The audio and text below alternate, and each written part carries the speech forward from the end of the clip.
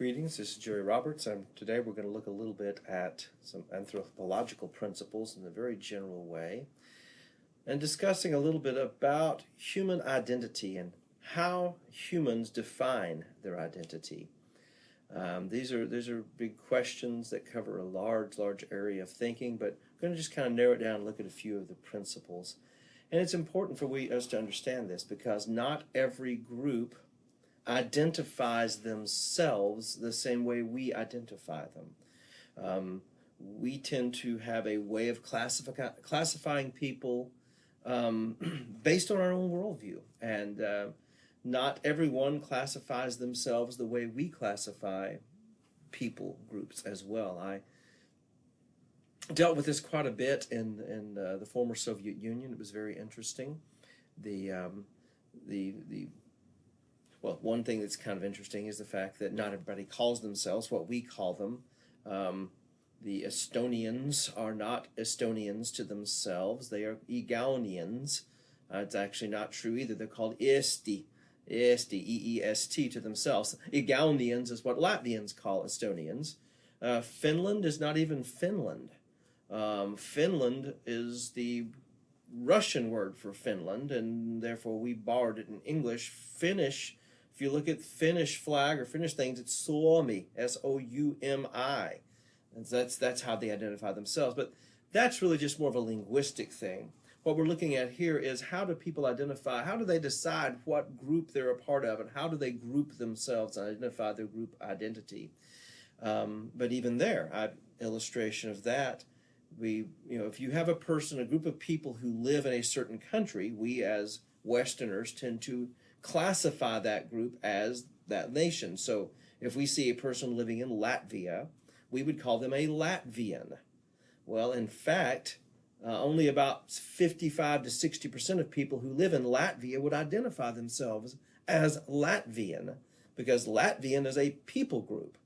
Many of my friends did not identify as Latvians. They lived in Latvian, but they lived in Latvia, but they were Ukrainian, or they were Polish, or they were Lithuanian, or their heritage was elsewhere.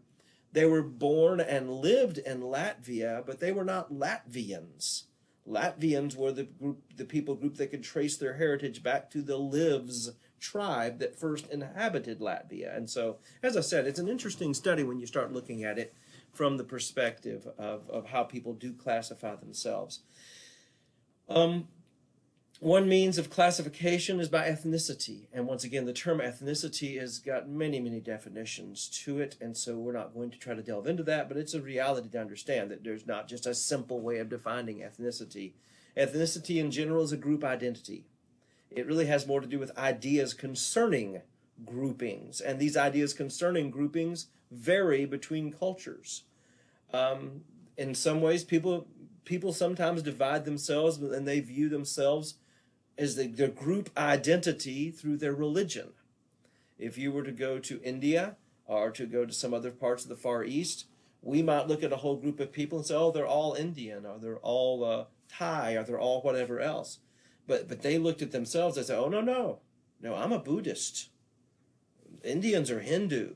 And so don't confuse me with the Hindus over there. I am not Hindu, I am Buddhist, and therefore I'm not part of their group. I'm part of this group over here. And there are many other examples of how that could be seen. And once again, it's for some people that is a primary level of identity, and this is a whole other discussion, but there are primary levels of identity and secondary and tertiary identifications. But for some people, religion is their number one. It's their primary way of classifying themselves. Some people, there are Muslims who their first identity is Muslim. There are Muslims whose first identity is, oh no, I'm Iranian and I'm also a Muslim. So it's a secondary for them. So as I said, you can see people identify themselves and group themselves in different ways. By racial group, and by the way, I just want to mention this, and you can do research on this, and if you find me to be incorrect, feel free to let me know, but my research has shown that racial groupings are a modern construct. This idea of deciding that there are racial groupings flowed out of some thinking that happened in the more modern times. And people did not used to be so classified by the shade of their skin or by a racial classification. The older construct was linguistics. You were identified by, do you speak Greek? Then you're a Greek. It doesn't matter. Are you a dark colored Greek or a light colored Greek? You're a Greek. Do you speak Aramaic? Okay, you're Aramaic. It doesn't matter if you're a dark colored person who is Jewish or a light colored person who is Jewish, or if you speak, see what I'm saying? It had nothing to do with shades of skin color. It had to do with the language that you grew up speaking. That's who you were. So, but the racial classifications have become part of our thinking in the last 200 to 300 years. And so therefore some people identify them by their racial identify themselves by their racial category. Many cultures identify themselves by kinship. If you have the opportunity to watch videos about some of the American Indian groups or other groups that are tribal, they often will, if they're introducing themselves, they don't just introduce themselves as, hi, my name is this. It is, hi, my name is this, and my grandfather is this person, and my grandmother is this person belonging to this tribe and this clan and all this kind of stuff. And so they identify themselves by kinship. Another way of a grouping is that we're all people who live near the river.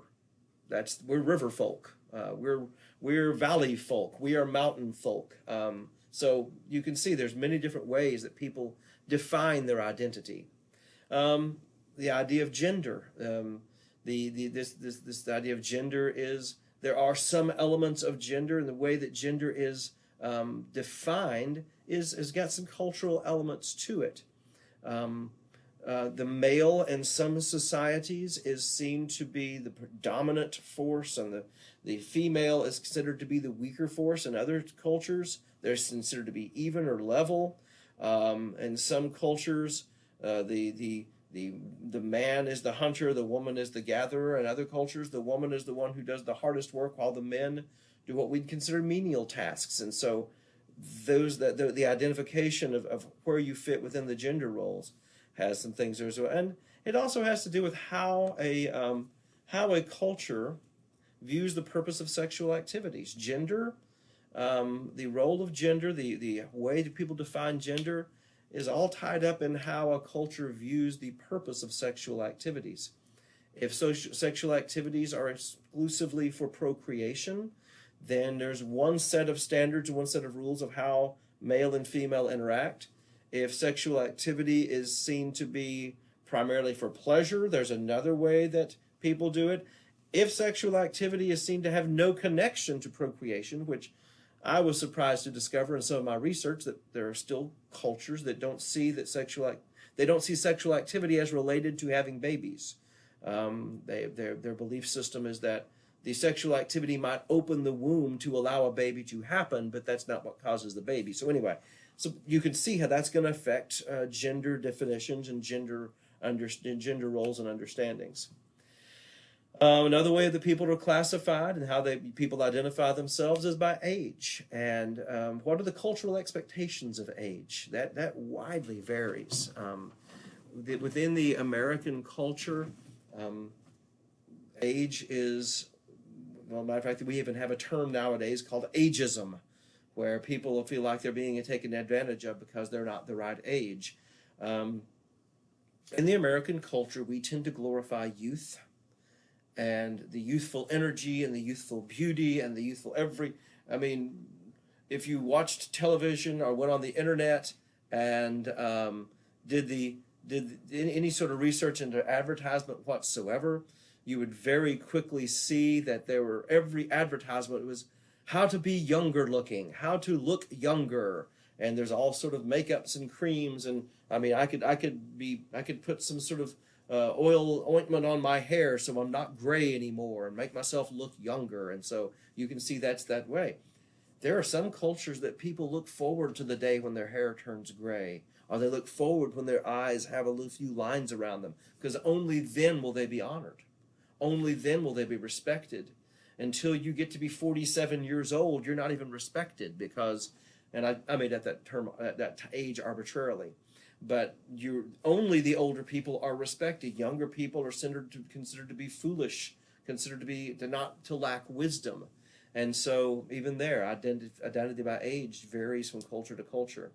Most cultures have rites of passage, and there is a video link I will also upload into the Blackboard shell that you could watch. It's a rite of passage among an American Indian group, but rites of passage are means by which a person moves from one stage of life into another, and this is a very important part of many cultures.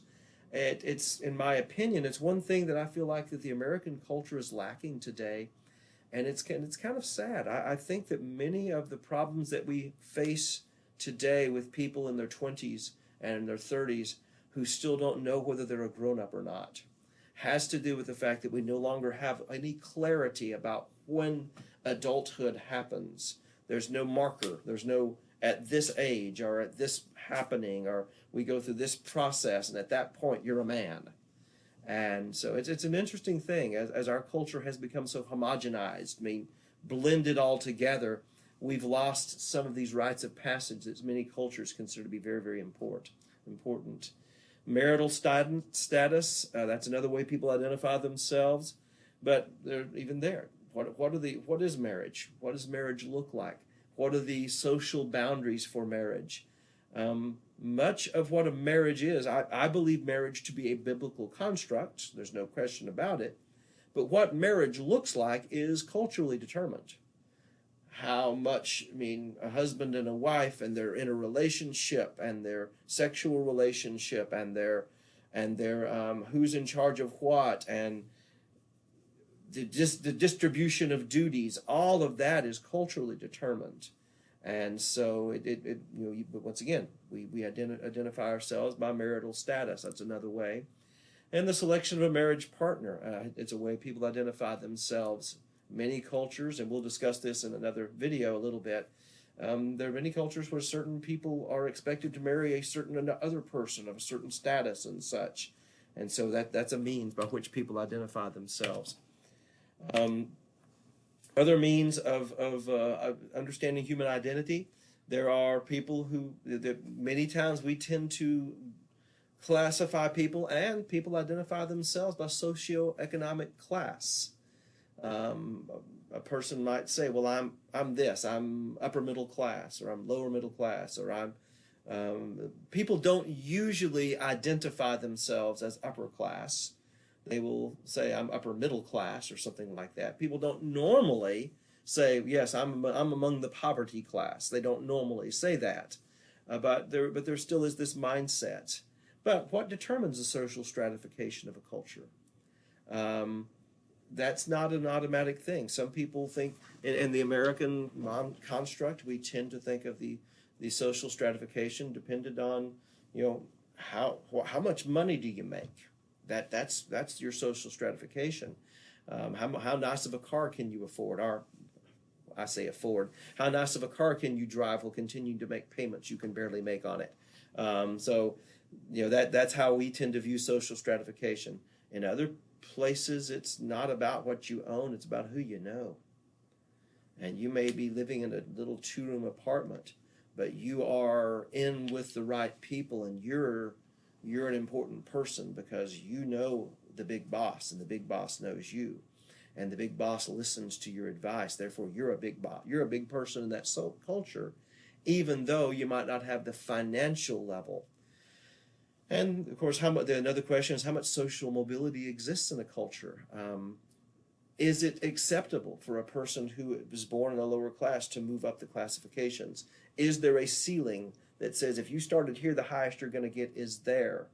Or is there no ceiling at all? Can you be born into abject poverty and become a millionaire or a billionaire? Is that okay? Some cultures it is, some cultures it isn't. So that's even there. So understanding human identity is never quite as simple as it seems. Also, through geographic region, as I mentioned this before, but now it's all the idea. I'm a city person. I'm a country person. I'm a suburban person. We tend to also have stereotypes based on locations, and we would never consider ourselves to be that stereotype, but we stereotype others and their identity based on where they live and what their background is. And then a final one, exceptionality. we tend to choose to identify ourselves by I have this thing that I'm better at, or I have this thing that is a disability to me. It's been a very weird thing for people my age to see as this particular cultural shift has taken place in the United States. We never ever talked about our weaknesses. We never discussed our disabilities. We didn't discuss our allergies. We didn't discuss, I've got this issue, I've got that issue, I've got anxiety, I've got blah, blah, blah, blah, blah, blah. And that seems to be a normal construct now that we're discussing these things. But it is interesting to note that something that might be seen as a disability might become a strength. I can guarantee you that that Steve Jobs, who, if you don't know, was the one who created Apple, would have not been considered a important person in the 1880s in Texas.